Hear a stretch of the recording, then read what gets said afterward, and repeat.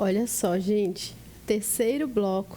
Sempre é o mais tenso, porque eu quero perguntar um monte de coisa, eu quero explorar bastante meu convidado, né? Você já sabe como que funciona, né? Então, Gardênia, aguenta as pontas aí, viu? Não vai fugir não, tá? Eu quero saber o seguinte, que é aquela pergunta-chave, vamos dizer assim, né? Que é uma dúvida frequente das pessoas e que eu vejo que gera muita confusão, né? Assim, que a gente só vê o povo reclamando, né? Mas aí a gente quer entender também o porquê, né? Por que não devemos levar muitos materiais de uso pessoal para o ambiente hospitalar e quais são os materiais que devemos evitar, né? Bom. Aí eu deixo contigo, porque eu sei, gente, elas sofrem lá quando o povo leva malas e malas e malas para o hospital, né? E quando chega lá, não pode entrar, a pessoa, né? Bom, primeiro, você levando muitos materiais, pode sumir alguma coisa, a equipe não tem como se responsabilizar por aqueles materiais de uso pessoal, porque são muitas pessoas, cada um tem as suas atribuições. Segundo, você levando muitos materiais, o que vai acontecer? Não vai ter lugar, não vai ter espaço. Geralmente, nas instituições, elas têm uns maleiros, que são as gavetinhas que cada um guarda seus objetos pessoais, e não tem possibilidade daquelas malas, por exemplo, ficarem expostas no chão, risco de infecção, né? E até de um acompanhante confundir com a mala do outro colega. Então, por isso que a gente pede. Outra coisa, um dos principais riscos de infecções dos pacientes são os lençóis, materiais provenientes da sua residência, ou seja, principalmente aqueles lençóis felpudos, as mantinhas dos bebês, que antigamente as mantinhas dos bebês eram aquelas lisinhas, tipo edredons, e hoje está na moda aquelas mantas felpudas. Por que é proibido esses lençóis e essas mantas felpudas? Porque elas são ricas em bactérias e ácaros e a gente não enxerga. E aí vai começar a dar coceira no bebê, você não vai ver. Aí vai achar que há alguma alergia, que às vezes está pegando do hospital, né?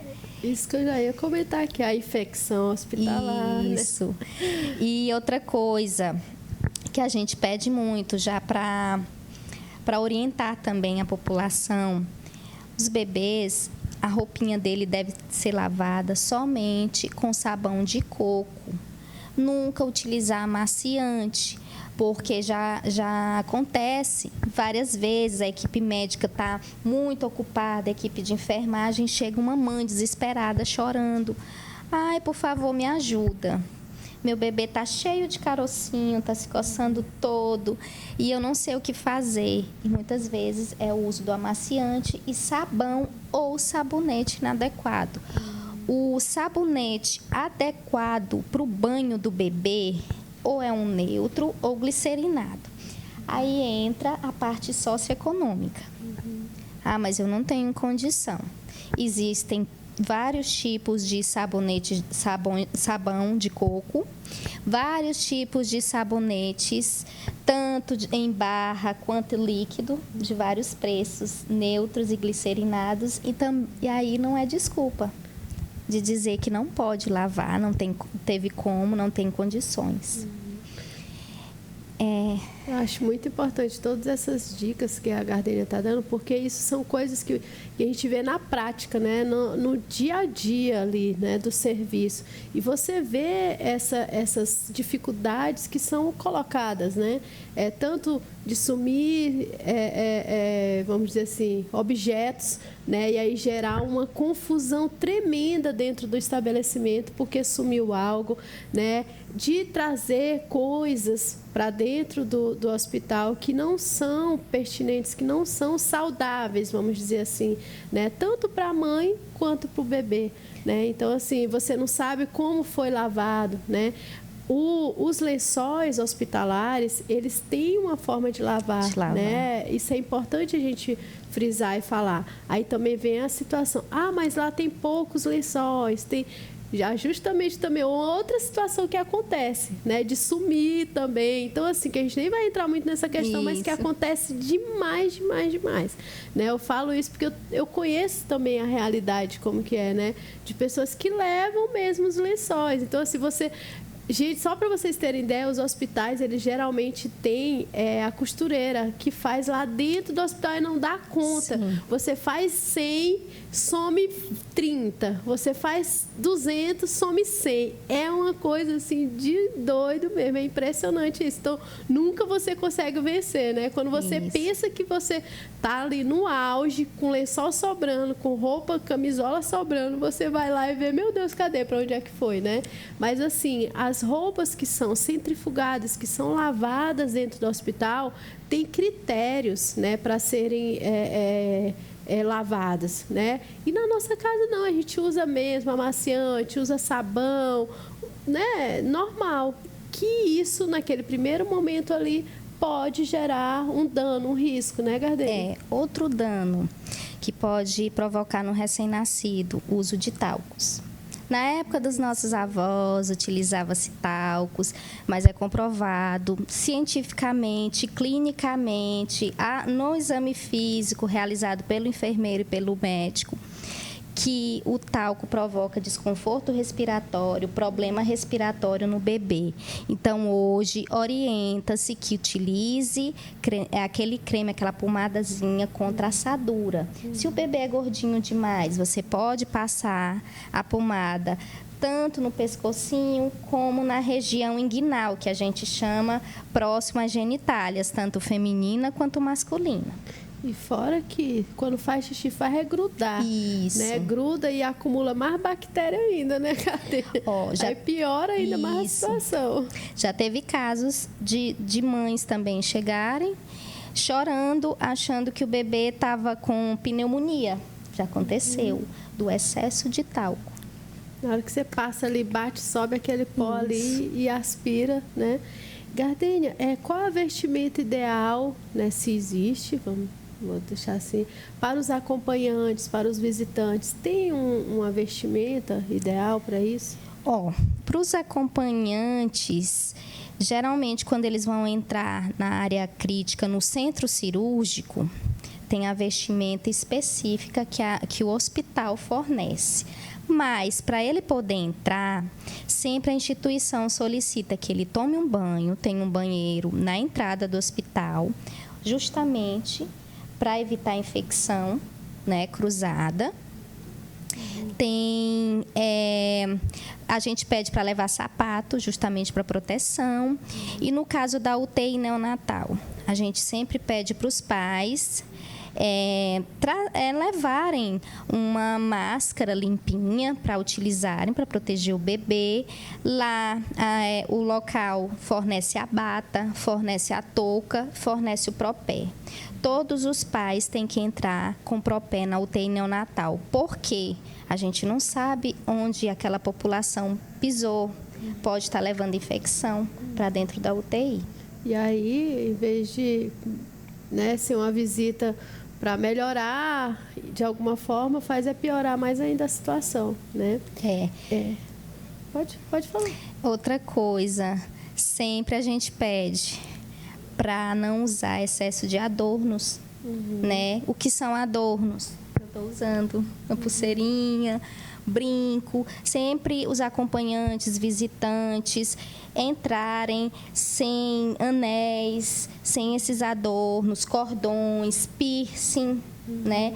Outra coisa que a gente está cobrando, assim, a gente cobra os controles de infecção, cobram muito, é evitar utilizar unha em gel, aquela unha grande. Porque é comprovado que o acúmulo de bactérias e fungos é muito grande.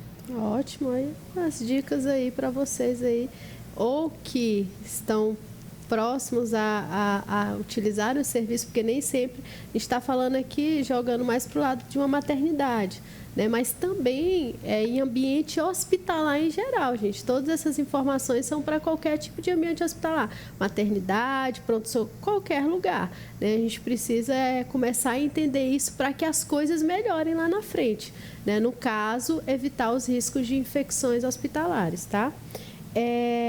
Gardênia, por que é proibido? Gente, eu já tenho aqui já algumas noções, mas eu quero que tu fale para o nosso telespectador. Por que é proibido os acompanhantes deitarem ou sentarem no leito do paciente?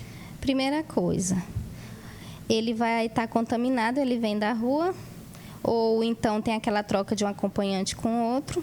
Ele está sentando num local que a paciente, querendo ou não, ela está um pouco estéril, principalmente aquela que vem do centro cirúrgico. Segundo lugar, o leito é da paciente. Quem está internada, quem está cansada, quem está em tratamento é a paciente, não o acompanhante. E também a infecção cruzada com relação, um exemplo, pode estar transmitindo infecção para o profissional que for limpar, da limpeza, da higienização, porque ele deitou lá, às vezes a profissional, por mais que use a luva, não sabe que não estava, era paciente, estava o acompanhante. Pode, já aconteceu. O caso é raro, mas acontece. Contaminar o profissional que foi puncionar aquela paciente, que foi passar uma sonda naquela paciente, não sabia que era o acompanhante que estava deitado. Então, chama-se toda essa infecção de infecção cruzada entre um paciente e outro, entre um acompanhante e outro, entre um profissional e outro e vice-versa. Já peguei várias situações assim de você entrar no quarto e o acompanhante está deitado junto com o paciente. Isso. Né? E aí, às vezes, você vai reclamar, você vai explicar, né? Orientar, e aí também é uma outra confusão. Né? Então, por isso que a gente está passando essas informações para que você ajude as equipes, né? Que estão lá trabalhando, né?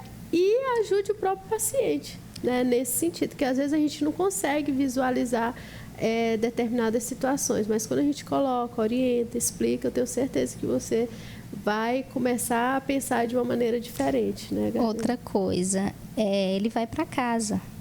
Aí ele pode ter um idoso que tem doenças crônicas, uma criança pequena, e tudo isso ele pode transmitir o que foi pego no hospital e passar para a família. Verdade. Ou no ônibus, ou num táxi lotação, em vários lugares, vai no comércio, né? Estava deitado, às vezes no isolamento, aquela paciente está infectada, está em leito privativo. Aí ele deitou, porque eu estou doendo minhas costas, sendo que ele tem um local para ele descansar. Isso é muito sério. Verdade. Gardênia, e quais os tipos de precauções mundiais existem para prevenir as infecções hospitalares em pacientes? Olha, existem 4 tipos de precauções. Essa parte é mais utilizada pelos profissionais de saúde. Mas é importante explicar porque muitos acompanhantes, visitantes, pacientes veem, nossa, aquele profissional está com um avental, está com uma máscara diferenciada, a N95. Eu vi ele saindo e se desparamentando ali daquela enfermaria. E por que aquele outro só está usando a luva? Então, as precauções é para diferenciar o tipo de patologia, o tipo de tratamento que aquele paciente está recebendo. Temos a precaução padrão, que é a que deve ser utilizada em todos os pacientes de um hospital, independente se ele está numa enfermaria, se ele está numa UTI, se ele está num centro cirúrgico, num acolhimento. E sempre é orientado higienizar as mãos, primeiramente, calçar as luvas somente na frente do paciente para qualquer procedimento. Aí tem o segundo tipo de precaução, que é a de contato. Esse tipo de precaução, geralmente, pode ser utilizado naquele paciente que está com suspeita de infecção ou está infectado, mas não por uma patologia, por exemplo, de gotículas e aerossóis, que eu vou explicar, né? E precaução tipo gotículas e aerossóis. A diferença de uma para outra é só o tamanho do tamanho de um tipo de vírus, que é os microns, que a gente chama. Mas aí também diferencia alguns tipos de doenças, tuberculose, coqueluche, a Covid. Então, são precauções mais transmissíveis pelo ambiente, um espirro, uma tosse, uma aglomeração por muito tempo, um exemplo, a tuberculose, a hanseníase. Certo. E assim, tem uma pergunta aqui que eu acho muito interessante, porque eu também já ouvi, né, dúvidas a respeito, que é por que uma gestante, né, no caso uma puérpera, não pode amamentar o filho de outra? Essa lei, ela foi solicitada, foi criada pela Organização Mundial de Saúde e é seguida obrigatoriamente pelo Ministério da Saúde e pela Anvisa. Por quê? Em um ambiente hospitalar, a gente não passa o caso ou o diagnóstico de um paciente para outro paciente. Por exemplo, se o paciente tem um HIV, né? Se ele está com hepatite, uma puérpera está com hepatite, está com a fissura na mama. Aí eu vejo que eles se conhecem naquele momento, um paciente e outro, e aquela mãe não está conseguindo amamentar seu bebê. E aí ela pede ajuda para outra, não, a minha avó fazia isso, eu vou amamentar. E não imagina que está transmitindo uma doença, uma hepatite, um HIV para o seu filho. Então, por isso que hoje é proibido você amamentar outra pessoa que não seja seu filho, por causa do risco de infecção, de transmitir doenças para aquele bebê. Certo, gente, ainda tinha um monte de coisa que eu queria perguntar para a Gardênia, mas aí é bom, porque ela vai ser obrigada a vir de novo, né, em um outro momento aqui, para a gente poder tirar mais dúvidas aí a respeito desse tema tão importante. E eu já gostaria de agradecer, Gardênia, muitíssimo obrigada por ter tirado um pouco do seu tempo para estar aqui conosco, para estar esclarecendo, né, tantas dúvidas, tantas questões importantes aí para nosso convívio em sociedade, como também quando a gente precisar de estar em um ambiente hospitalar. Muitíssimo obrigada. Eu que agradeço, Dármina, o convite. Agradeço aos telespectadores. Quero mandar um abraço aos profissionais do HMI, né? Pessoas que são muito importantes na minha vida, segunda família. Mandar um abração também para os meus colegas da turma T4 e toda a FACIMPA, curso de medicina. Estou fazendo medicina, estou no terceiro período. Chique, viu? E beijos a todos e, por favor, sigam as orientações, que vai ser muito importante. Vocês vão ver a diferença no tratamento dos pacientes, das pessoas que vocês amam. Obrigada. Ótimo.